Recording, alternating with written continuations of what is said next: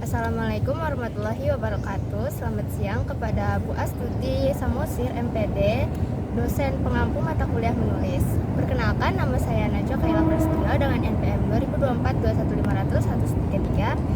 Di video ini saya akan mewawancarai salah satu teman saya, yaitu dari salah satu Universitas Interprasta PGRI yang kebetulan satu universitas dan satu jurusan dengan saya. Boleh dong diperkenalkan dirinya terlebih dahulu? Assalamualaikum teman-teman semua, perkenalkan nama saya Aulia Citlastari. Saya mahasiswa semester 3 dari kelas R3F. Kali ini saya akan menjadi narasumber dari kegiatan wawancara yang akan dilakukan oleh Kaila. Baik, jadi sudah perkenalan tadi, langsung saja ke pertanyaan yang pertama nih. Pertanyaan pertama itu ada, bisa nggak sih sedikit diceritakan masa kecil kamu tuh seperti apa? Nah, ada nggak sih momen yang paling berkesan pada saat itu hingga membentuk kepribadian Anda yang saat ini?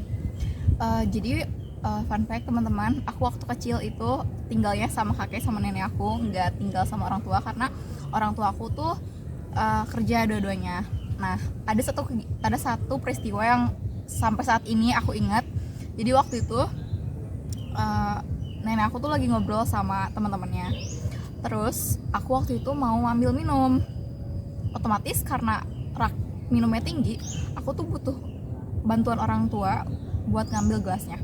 Jadi aku minta tolong nenek aku buat tolong ambilin gelasnya. Tapi karena posisinya nenek aku lagi ngobrol sama teman-temannya, aku jadi memotong pembicaraan mereka. Nah, di situ ternyata ada kakek aku yang ngeliat kayak. Terus setelah kejadian itu kakek aku tuh bilang sama aku kalau apa yang aku lakuin tuh nggak boleh, nggak baik. Nah, beliau tuh bilang kayak kalau misalkan saat ada orang yang berbicara, sebaiknya tuh kita tidak memotong pembicaraan orang tersebut karena itu tidak sopan. Nah, sampai sekarang setiap kali ada orang atau teman aku lagi cerita, aku berusaha untuk mendengarkan cerita mereka dari awal sampai akhir, nggak memotong pembicaraan mereka, karena itu adalah salah satu cara aku buat ngehargain mereka, kayak gitu. Oke, jawabannya bagus banget teman-teman. Terus lanjut ke pertanyaan kedua. Nah, ini masih tentang masa kecilnya. Nah, saat kamu masih kecil nih, masih kanak-kanak, punya nggak sih mimpi yang kamu harapkan waktu kecil? Dulu tuh waktu kecil aku pengen banget jadi dokter. Terus kenapa aku pengen jadi dokter? Karena posisinya mama papa aku itu pekerjaannya itu latar belakangnya di kesehatan. Terus aku ngelihat mereka tuh kayak, ih keren banget deh nolongin nyawa orang-orang gitu.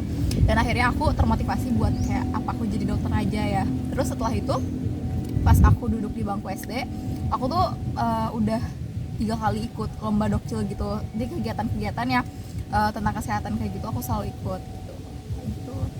Lanjut ke pertanyaan yang ketiga. Nah, saat remaja, apakah mimpi tersebut masih dimimpikan? Dan bagaimana realitas awal kehidupan remaja kamu itu mempengaruhi mimpi kamu tersebut?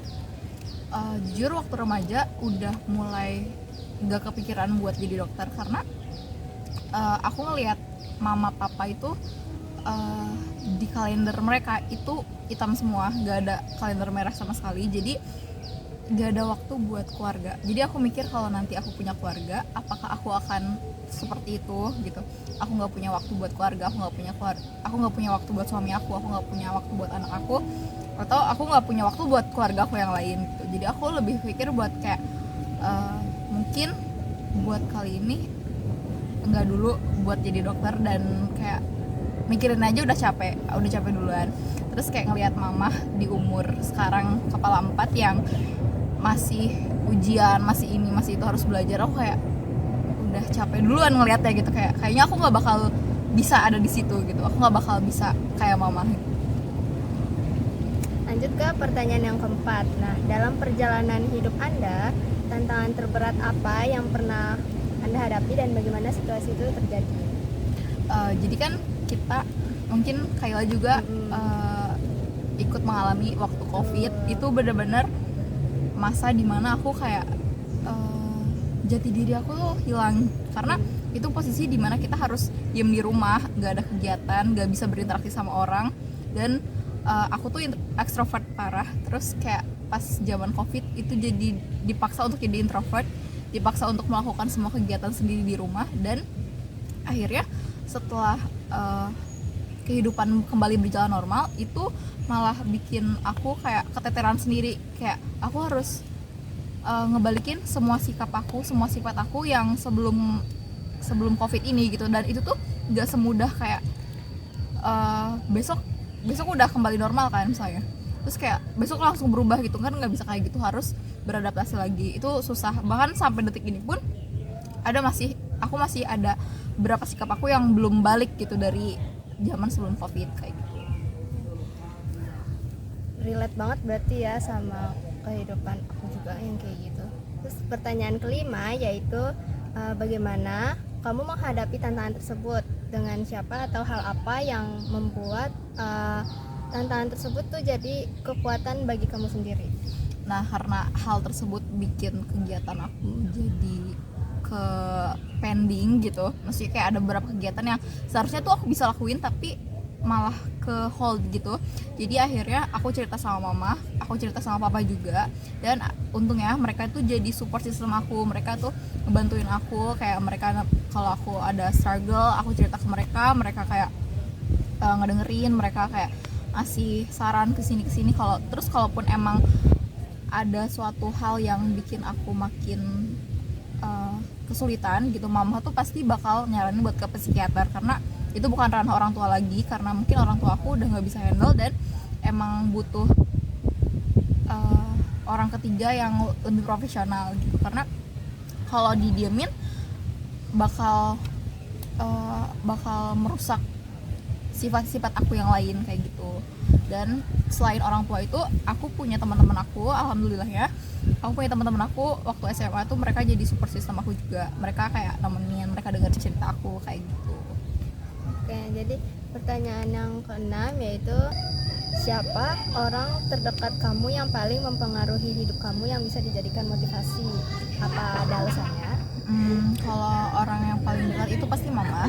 Dia bakal jadi garda terdepan aku kalau aku ada masalah.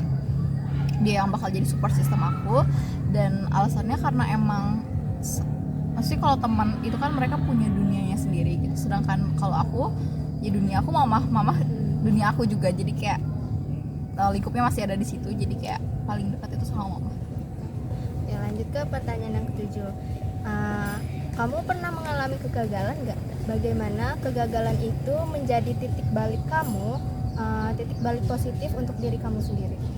Aku pernah gagal masuk SMA favorit, terus aku pernah gagal masuk universitas yang aku mau, aku gagal juga ngambil jurusan yang aku mau, dan itu bikin aku kayak oh mungkin aku tuh kurang berusaha gitu, aku tuh belum ada di titik maksimalnya aku, dan akhirnya itu tuh jadi motivasi aku buat kayak gimana kalau misalkan aku tuh nggak kayak gitu kemarin, aku tuh masih bisa berusaha lebih, dan itu tuh pasti aku bakalan berhasil gitu. Jadi kayak itu jadi hal yang positif buat aku, karena aku harus bisa lebih baik daripada sebelumnya. Untuk pertanyaan yang ke-8 lanjut lagi, sisa 2 pertanyaan lagi, yaitu dari semua pengalaman hidup kamu, adakah nilai atau prinsip yang paling kamu pegang teguh, dan bagaimana prinsip itu tuh memandu keputusan kamu sendiri? Kalau aku sendiri, aku megang prinsip kalau aku tuh gak boleh bohong sama orang, aku harus jujur, karena kalau misal kita sekalinya bohong, pasti akan ada kebohongan lain untuk nutupin si kebohongan itu. Jadi kalau sekalinya bohong ya bakal terus bohong. Jadi dan itu tuh bikin orang tuh gak percaya sama kita, jadi itu agak worse. Jadi aku megang prinsip kalau aku tuh harus jujur, walaupun kejujuran itu tuh bakal bikin pandangan orang tuh berubah ke kita kayak gitu. Nah, pertanyaan yang ke-9, jika melihat ke depan ya atau masa depan, visi atau tujuan terbesar apa yang pengen kamu capai? Kalau untuk 5 tahun ke depan yang aku pikirin sih pengennya lulus tepat waktu, terus dapat pekerjaan yang stabil, ngebahagiain orang tua. Itu aja sih yang masih aku pikirin saat ini. Nah, sudah di pertanyaan terakhir nih. Pertanyaan terakhirnya yaitu pesan atau nasihat untuk diri kamu sendiri atau generasi muda saat ini nih. Kalau aku pesan ya, jangan takut gagal, karena kesempatan itu gak bakal datang 2 kali. Jadi mending kamu take change yang udah ada, walaupun kayak kita tuh nggak tahu kedepannya tuh kayak gimana, bakalan berhasil apa enggak. Tapi kalau misalkan kamu nggak ambil kesempatan itu, kamu malah gak tahu, kayak malah bimbang, malah kayak bingung kesannya, kayak harusnya aku ambil aja gitu. Nanti pasti ada pertanyaan kayak gitu muncul di otak kayak gitu. Betul. Itu dia wawancara kita hari ini. Banyak banget nih informasi yang kita dapatkan dari Lia selaku narasumber saya hari ini, dan terima kasih untuk waktunya juga sudah menyempatkan waktunya untuk diwawancarai oleh saya. Dari wawancara tersebut banyak sekali nih informasi yang bisa kita pelajari. Mungkin cukup sekian wawancara kita hari ini. Kurang lebihnya mohon maaf. Wassalamualaikum warahmatullahi wabarakatuh.